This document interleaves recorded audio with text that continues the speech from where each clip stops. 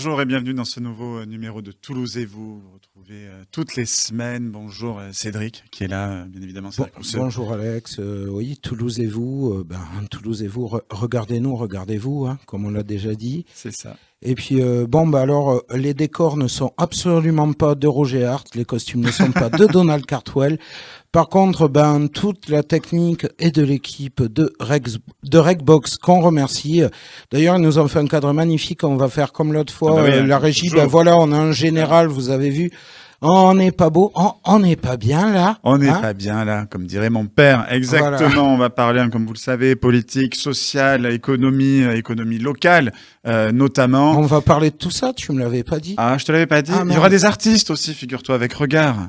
Voilà, mais si moi, après l'émission, je veux faire un truc, j'aurais moyen de savoir où sortir. Ah bien évidemment, parce qu'on a Pinkin qui est avec nous. Voilà. Merci beaucoup, parfait. Cédric, c'est vrai, on est ensemble pendant un petit moment. Et on va commencer par, justement, Social et vous.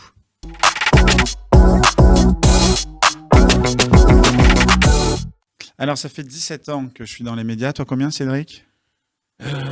Alors j'ai commencé mon bon monsieur à l'ORTF, hein. On était encore en noir et blanc, j'ai tout appris à Pierre Desgroppes. Ouais. Non, faut à 32. 32 ans, Désolé, 17. En gros, on a l'âge de la retraite quasiment, voilà. Non, il se repousse l'âge de la retraite. Et on a beaucoup parlé politique dans nos émissions, on en parle encore aujourd'hui beaucoup. Ce que je remarque très souvent, c'est que les jeunes se désintéressent de la politique. Alors, est-ce que j'ai raison ou tort ? En même temps, est-ce qu'on peut leur jeter la pierre ? Voilà. Est-ce que c'est intéressant la politique ? Je sais pas, faudrait qu'on trouve quelqu'un qui fait de la politique pour en parler. T'as pas ça sous la main ? J'ai peut-être quelqu'un sous la main. On a Guillaume d'Almeida Chavez, par exemple, qui était avec nous, conseiller régional à la région Occitanie, à l'éducation, à la jeunesse, vie lycéenne, étudiante. Bonjour. Bonjour Alexandre, bonjour Cédric. Bon alors justement, les jeunes, moi quand j'en parle, j'ai beaucoup de stagiaires, notamment à la radio, et qui me disent, quand je leur dis tu veux être journaliste, ils me disent oui, mais de quoi ? Ils me disent sportif ou on verra, ou journaliste de réseaux sociaux. Je leur dis est-ce que la politique t'intéresse ? Ils me disent oh là c'est trop compliqué pour nous. Est-ce que c'est si compliqué que ça la politique ? Pourtant elle est essentielle pour les jeunes, c'était ça la question. Parce que faire de la politique, c'est changer la vie des gens. Et donc, agir pour la politique, c'est réfléchir comment on peut améliorer la vie des jeunes, notamment.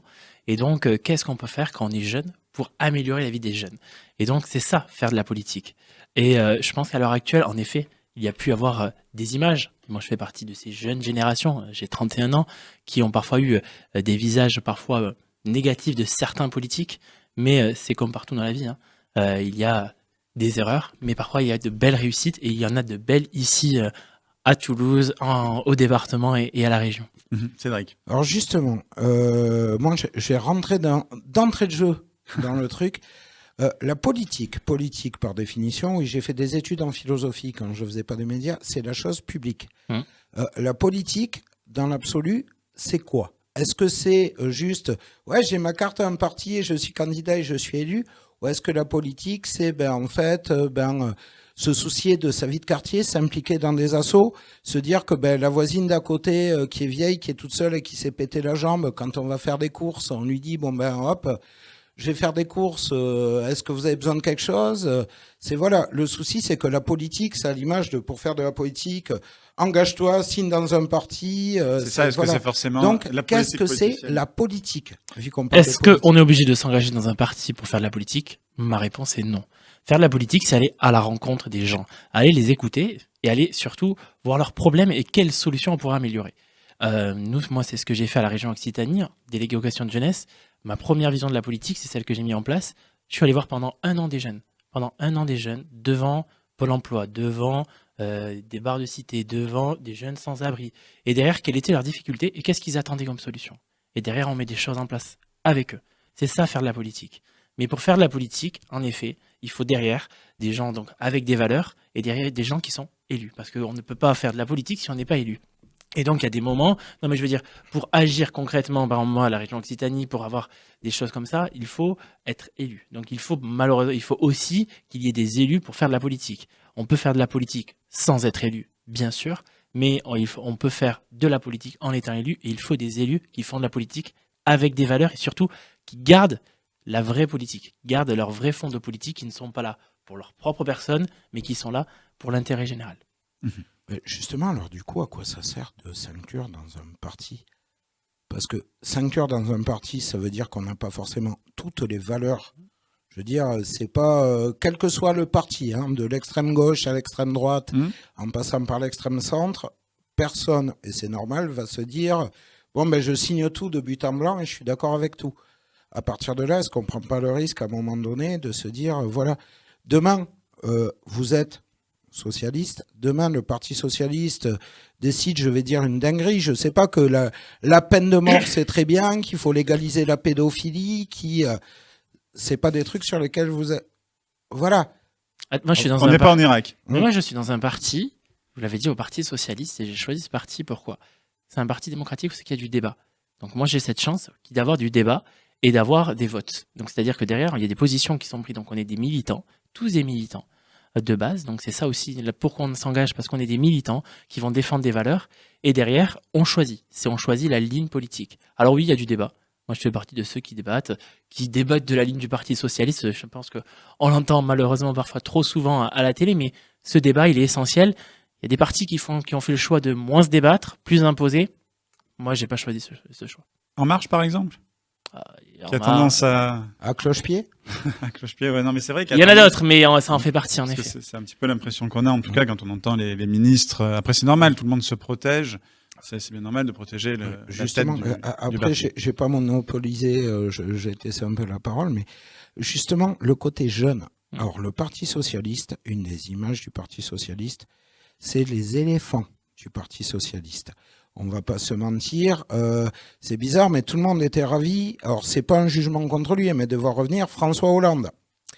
Moi-même, je suis originaire d'Ariège, Augustin Bonrepos. Je pense que même en étant jeune, le nom va te parler. Désolé, je passe au-dessus, voilà. Le nom va te parler. Moi, je veux dire, j'ai 47 balais. Le mec, il était député. Il a pris sa retraite.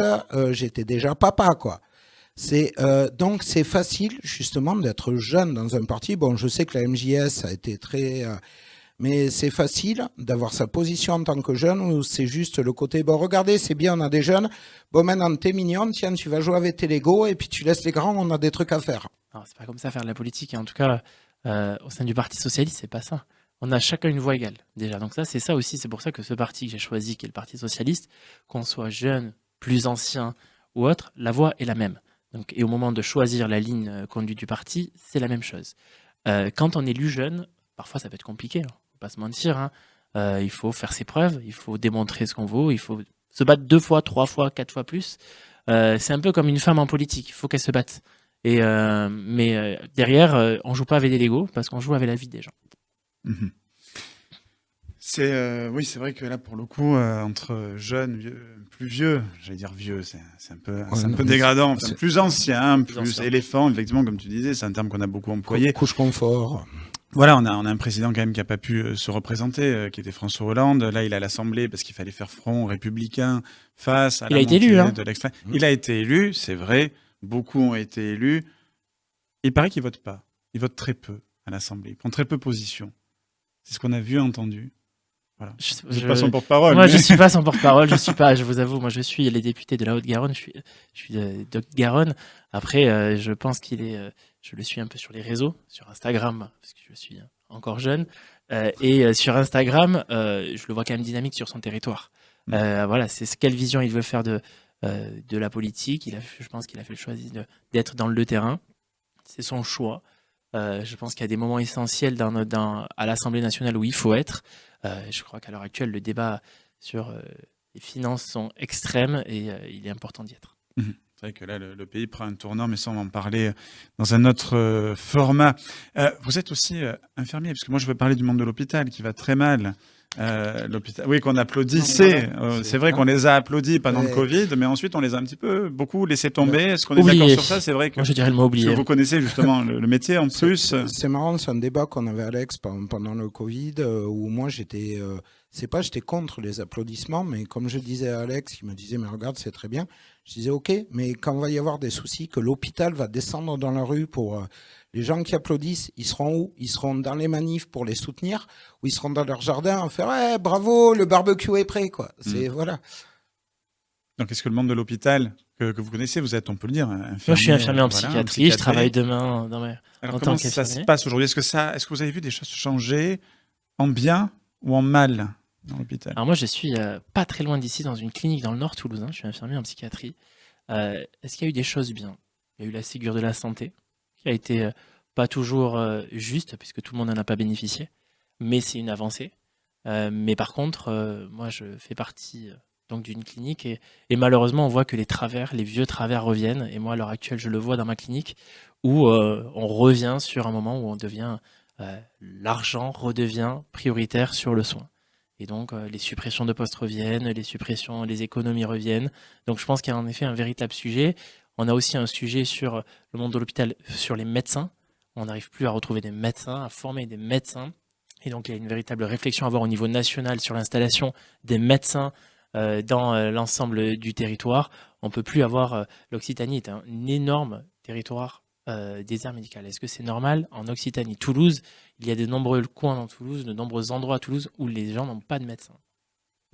Alors justement, est-ce que ça doit se penser, ça, à l'échelle nationale ou à une autre échelle? À l'échelle, entre guillemets, Euro-région, Europe. Je m'explique, moi, comme je disais, je suis originaire de Haute-Ariège, de Verax-les-Thermes.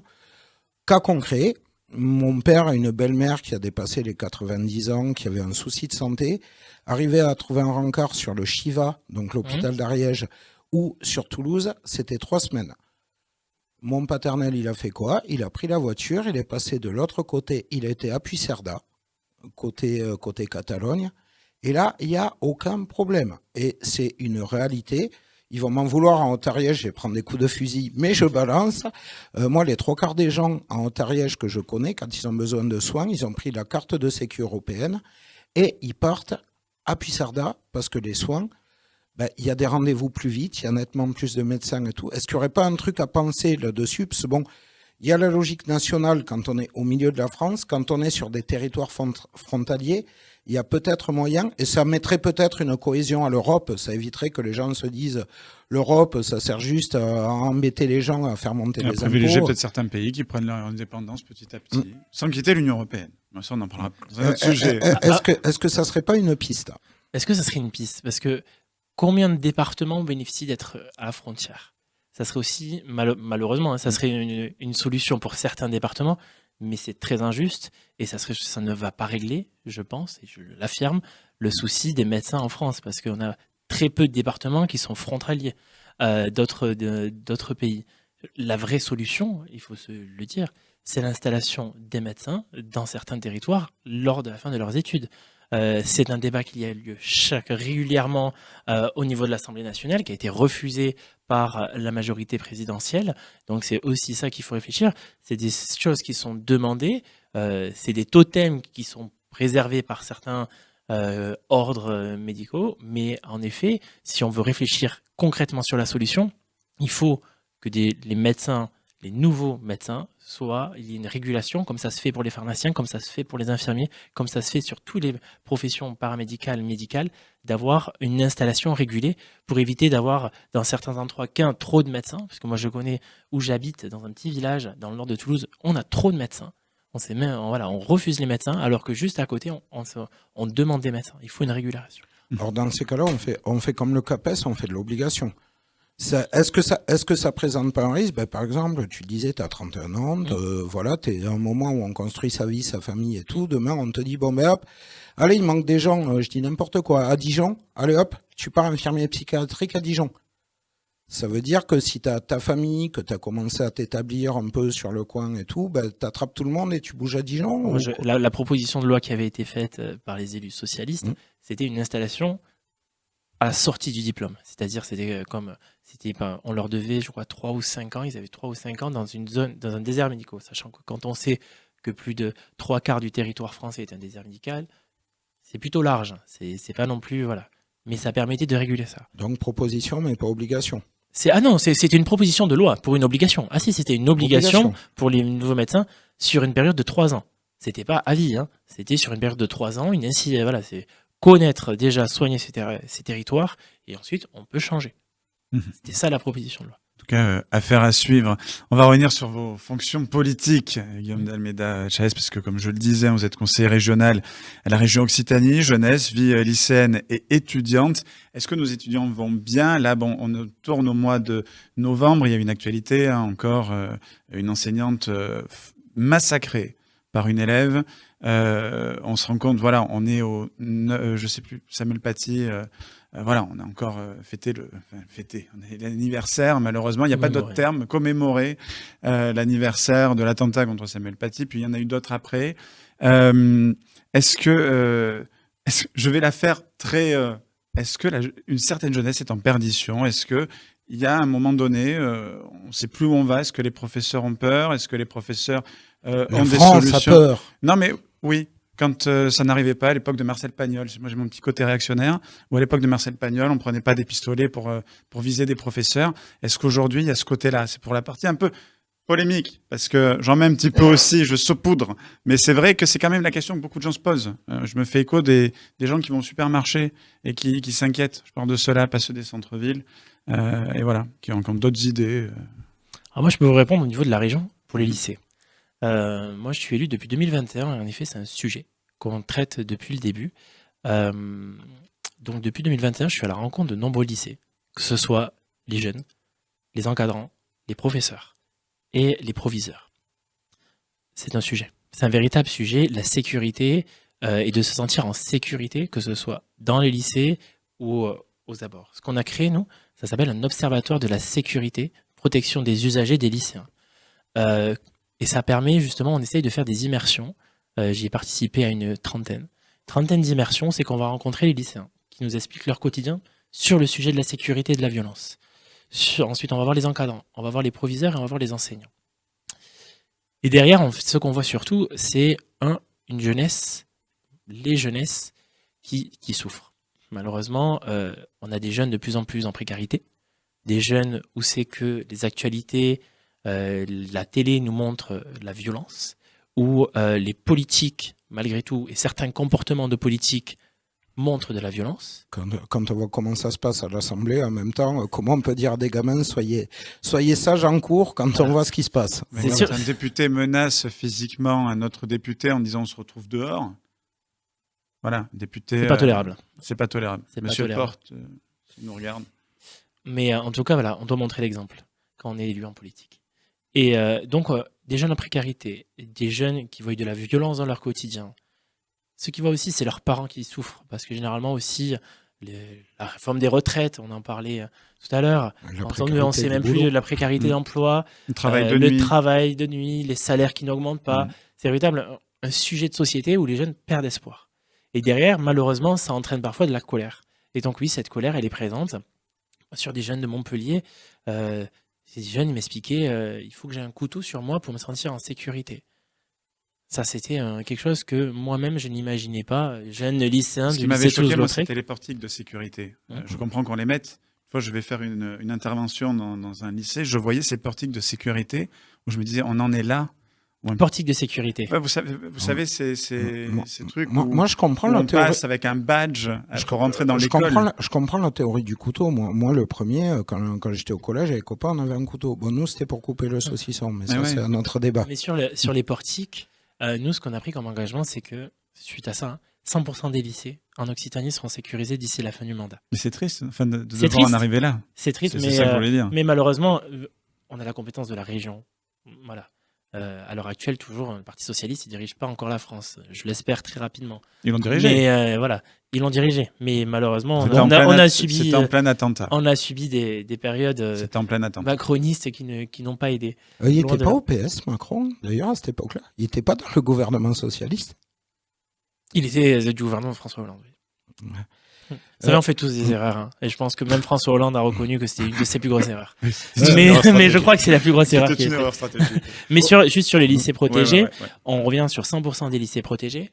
Ce qu'on a mis en place, c'est de la sensibilisation auprès de la sécurité pour les lycéens. On essaie d'améliorer leur précarité, que ce soit sur des actions très concrètes. Mais nous, ce qu'on teste à l'heure actuelle pour protéger les enseignants, parce qu'il y a ça aussi comme sujet, c'est qu'on met en place, la région, on finance des BIP. C'est qu'on est en train d'équiper sur des lycées tests des boutons d'alerte que porteront les enseignants. et qu'en cas d'insécurité, ils appuient. Et là, ça déclenche une alerte à la gendarmerie immédiatement. En Il y a espérant le que le GIGN rectorat- qui débarque et tout. Et en Gendarmerie. espérant- en tout cas, Mais c'est des tests, et ouais, mais il faut sécuriser. le rectorat, oui, mais on est obligé, Cédric. On vit dans un monde, pardon de te le dire, il y a des gens qui détestent la France et qui veulent détruire la France et ce qu'elle représente. C'est comme ça. Déjà, à l'intérieur, il y en a des Français de 20e génération qui détestent ce qu'est la France et qui est contente quand ils voient un attentat. Je suis désolé de ne le saurais dire. pas te donner d'avis, moi je suis pas français, je suis occitan. D'accord. Petite question par rapport à ça. Je suis petite français idée. et je le dis. Bon, la région, c'est vrai, la compétence est plus sur les lycées, mais on va s'appuyer sur un côté collège. Il y a un principal de collège à Cannes qui a pris une initiative que moi je trouve très bonne, qui est que justement, quand des gamins font des conneries, désolé, j'emploie le terme parce qu'il n'y en a pas d'autres, au lieu de leur coller des heures de colle, des renvois et tout ça, ils leur collent entre guillemets des espèces de tiges, c'est-à-dire ils les envoient bosser avec une asso, faire un truc, histoire de, est-ce que justement, plutôt que de faire du sécuritaire, cette piste-là serait pas intéressante à creuser, parce que dans l'absolu, c'est bien de dire à un jeune, ouais, mais regarde, il y a des gens qui meurent de faim, il y a des gens qui, mais leur mettre des fois les doigts dans le cambouis, pour le dire de manière Et tu crois polie, qu'ils vont y aller? ça serait pas mal. Après, ça, C'est une honnêtement, la obligation. Ah oui, le réflexion, QTF aussi est une elle est au obligation. niveau national sur ça-là, parce que ça, c'est la compétence du rectorat. Voilà. Donc ça veut dire que c'est pas une région ni un département qui peut le mettre. Oui, mais Ça peut être un proviseur avec. avec. Il peut le proposer. Après, il faut surtout que ce Là, soit entendons-nous bien, on une parle d'un monde collectivité où locale qui le on porte. parle d'un monde où les élèves sont Mais- OK avec ça et les parents sont OK avec ça. Ils disent l'éducation l'a dit, donc on le fait. Mais moi, À malgré partir tout, de ce monde-là. Hein. quand à 14 ans ou à 15 ans, on en arrive à casser des choses dans son collège, moi le premier, j'en suis persuadé, les jeunes on n'est pas voyous. On ne naît pas, quand on choisit pas, toi oui. t'es un bon, toi t'es voyou. C'est qu'il y a eu des choses dans son enfance ou de la précarité qu'il y a derrière. Et je pense que c'est plus ça qu'il faut aller Je traiter pense à la derrière. précarité des jeunes agriculteurs aussi, d'enfants d'agriculteurs qui ne vont pas casser. Mais là, c'est la Il y en a précarité. aussi qui cassent. Il y en a. Oui, sincèrement. Viens dans un tribunal avec moi. Un jour, vous savez quoi, on va faire un reportage dans un tribunal. Viens passer une journée avec moi dans un tribunal, tu vas voir. On voit pas beaucoup d'agriculteurs.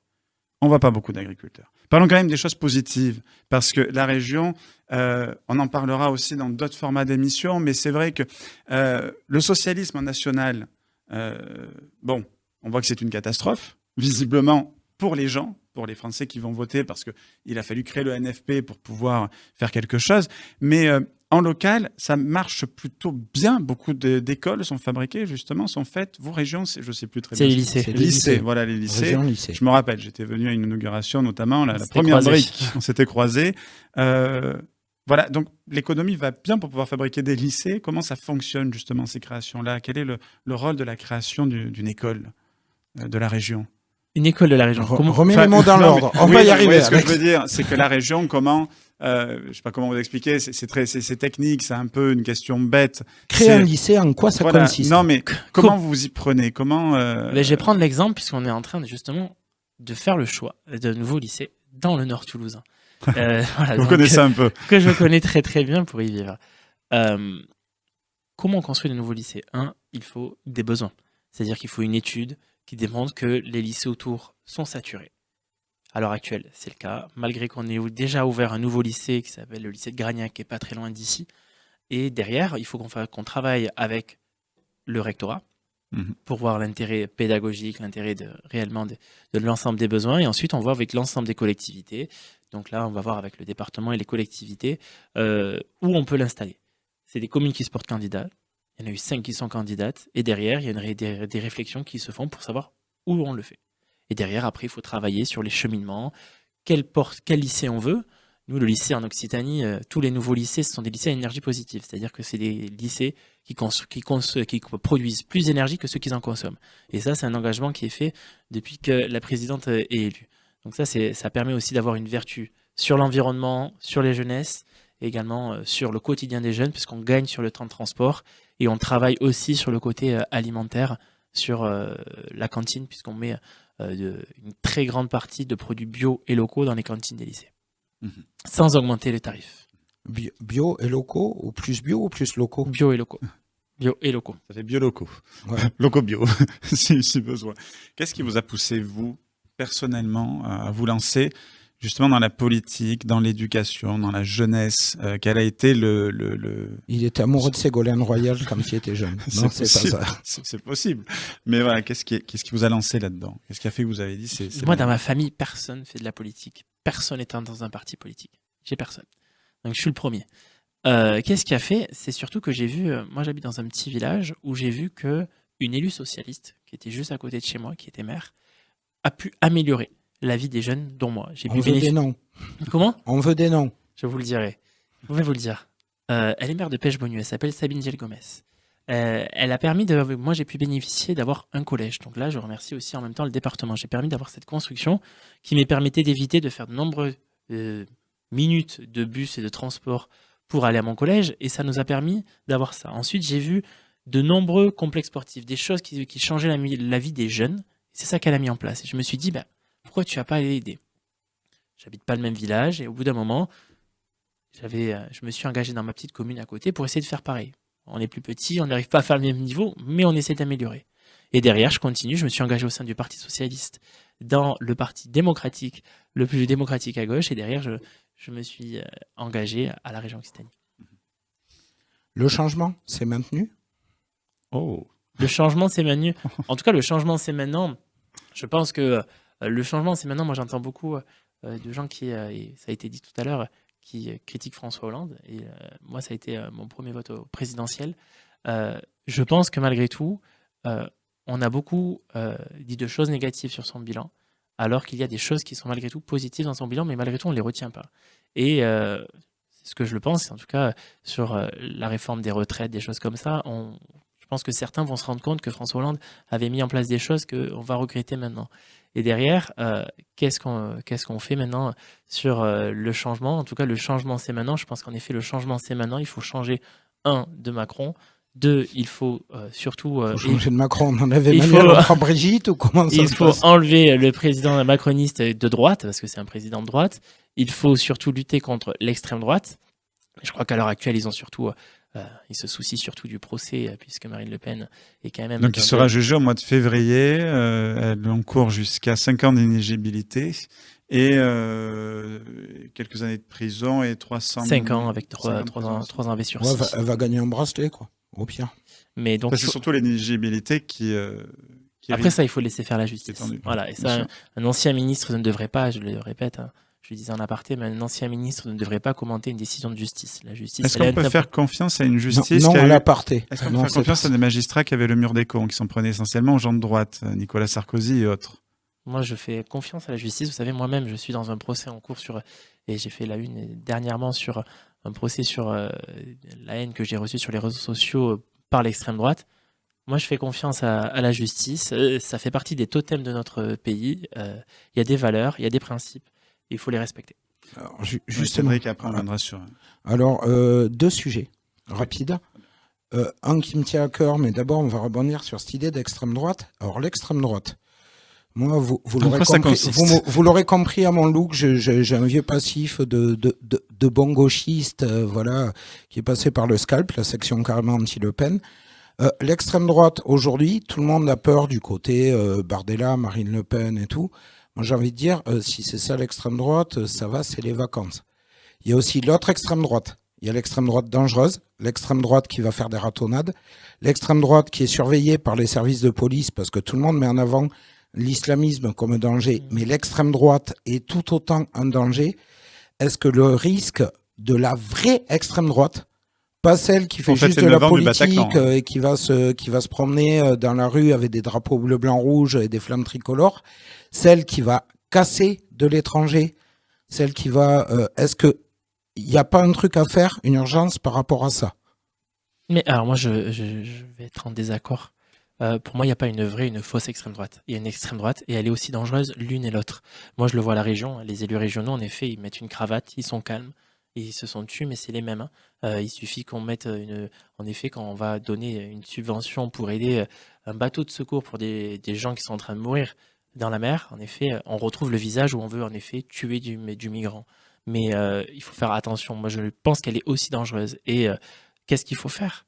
la solution pour faire ça, que ce soit la vraie ou la fausse extrême droite, comme tu dis, mais moi je pense que c'est l'extrême droite, la seule solution, c'est pour la lutter, c'est d'avoir des gens en face crédibles qui apportent des solutions concrètes. Parce que les gens, il y a une parole qui s'est libérée, certes pour certains un peu raciste, mais surtout quand on vote Rassemblement National ou autre, une grande partie n'adhère pas aux idées racistes. C'est surtout un vote de colère qui est présente et il y a un vote de désespoir. Et ce désespoir, il faut l'entendre et c'est donc aux politiques qui seront face à répondre à ça.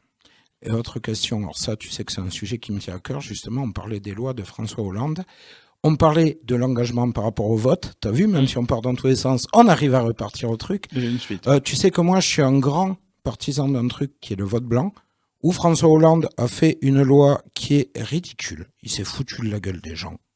En mode, ouais, bon, on sait que ça existe, mais bon, voilà, on s'en fiche, on le compte pas. Le vote blanc, exprimer un vote blanc, on parlait du côté démocratique que tu défends, c'est pas je vais à la pêche ou je pars à Disneyland avec mes gosses. C'est non, je viens, je vote, et je dis que est-ce qu'il serait pas temps de comptabiliser sérieusement le vote blanc ? Totalement. Et je vais pas mentir, ça fait partie de ce que portait la dernière candidate du Parti socialiste au niveau de la présidentielle. On a parlé du danger, Cédric a parlé du danger de l'extrême droite. Moi, je veux parler du danger de l'extrême gauche. Le nouveau Front populaire. On en est où avec le Parti socialiste, le nouveau Front populaire, certains écologistes, enfin qui sont aussi écologistes que moi, voilà, qui visent à acheter un SUV dans pas très longtemps. Aussi, roulant diesel à 130 sur la rocade. Ouais. Non, mais voilà, on en est où de ce côté-là? Parce que beaucoup de Français se posent la question, se disent que quand on voit des Monsieur Delogu, enfin tous, je vais même pas tous les citer, des Rima Hassan qui menacent carrément des journalistes. Ouais, non, regarde le compteur, on n'a pas le temps que tu les cites tous. Les journalistes, voilà, qui ramènent un conflit qui nous regarde pas. Qui ramène que ce conflit-là d'ailleurs, avec tous les conflits qu'il y a dans le monde, il ramène celui-là. Pourquoi? Est-ce que vous êtes toujours aussi soudés, les socialistes Alors moi quand même, je vais juste corriger, moi je parle de gauche radicale, parce que je différencie l'extrême droite et la gauche radicale. Moi pas, mais voilà, bon, ça mais c'est moi, différent. Voilà. Je le pose. Et l'extrême gauche. Après, c'est sur le autre nouveau chose. Front populaire, pourquoi ça a été fait? Clairement, l'union de la gauche a été faite. Il y avait un gros risque, c'était l'extrême droite. L'extrême droite, première simulation qui tombait, ils étaient grandement majoritaires. On avait un gros risque de grosses perditions pour les classes populaires, parce que c'est des actions qui vont être au quotidien. Il n'y avait pas le choix, il fallait le faire. Mais il y avait un contrat. Il y avait un contrat, il y avait un pacte qui a été signé. Et malheureusement, en effet, moi je ne peux que regretter que dès le soir même, pour ne pas le nommer, Jean-Luc Mélenchon ait décidé de ne pas respecter le pacte, ne pas respecter le pacte du nouveau Front populaire. C'était une surprise. On s'y attendait pas. Venir, tout le monde le savait. Mais moi, je vais juste vous dire où c'est qu'on en est. À l'heure actuelle, je crois qu'il y a des lignes qui se distinguent, et même au Parti socialiste, on en parlait. Moi, j'ai fait partie de ceux qui considèrent qu'en effet, il faut peut-être faut acter qu'en effet, la France insoumise, qui est dirigée par Jean-Luc Mélenchon, je parle de celle qui est dirigée par Jean-Luc Mélenchon, il faut réfléchir à ce qu'on continue avec eux, mais par contre, celle qui est la France insoumise, ceux qui ont pris des distances, parce qu'il y en a beaucoup qui prennent des distances avec Jean-Luc Mélenchon, qui commencent à critiquer justement son comportement. Il y en a plein, et il y en a de plus en plus. Je vous laisse aller voir. Moi, et les nombreux militants, parce que les militants, souvent, allez voir ceux qui ont voté Jean-Luc Mélenchon aux dernières présidentielles, allez leur parler maintenant. Justement, moi, je vais sur les marchés, je vais dans les marchés dans le Nord toulousain, et les gens qui ont voté Jean-Luc Mélenchon, justement, ils n'espèrent qu'une chose, que ce ne soit pas lui le prochain candidat. Et donc, je pense qu'en effet, il faut que la gauche soit unie, mais avec une ligne claire, sincère, et qui respecte un pacte, et surtout qui respecte ce qu'on veut. Mais justement, tiens, je suis le plus vieux autour de la table, en rapide. Moi, j'ai connu 2002, où là, la surprise, c'est vrai que, franchement, Le Pen au second tour, on ne s'attendait pas, on se l'est pris, mais pleine face, quoi. On a fait une Gaudi qui se prend en tramway, quoi. Voilà. Bon, ça fait quelques années qu'on dit « Ah, c'est bizarre, Marine Le Pen arrive au second tour, on ne s'y attendait pas alors qu'on le voit venir. » Là, le Front républicain a marché un dernier coup. Alex peut le dire, moi je l'assume. Moi, le premier, j'y croyais pas. C'est, voilà, du haut de mes 47 balais, j'étais en train de me dire, il va falloir que tu renfiles tes Rangers et que tu repartes te boire avec des skins dans la rue. Ça a marché ce coup-ci. Juste derrière, le NPF, tout le monde était sympa et tout, le monde en fait front et tac. Ça a remarché un coup. La prochaine fois, ça remarchera ou pas? Moi, j'ai un doute. Celui qui a gagné, en effet, la dernière fois, c'est le fond, voilà. Mais en effet, est-ce que ça remarchera un prochain coup? Je pense que surtout, ce qu'il faut, c'est la prochaine fois, c'est un rassemblement crédible. Parce que là, c'était l'ultimatum, on n'avait pas le choix. Mais maintenant, on a le choix et on a le temps de créer une alternative à gauche, d'une gauche crédible, sincère, Un vrai fidèle mariage et dans pas un ses- mariage de raison, quoi.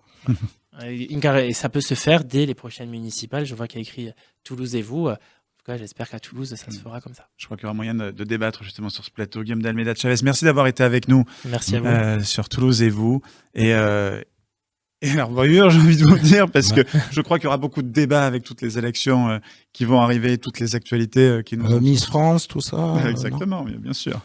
Le meilleur cassoulet. Merci beaucoup d'avoir été Merci avec à nous, vous. Toulouse et vous. Et comme on dit à Merci. Toulouse, chocolatine. Chocolat. Voilà. Exactement. On passe à la suite. On passe à la suite.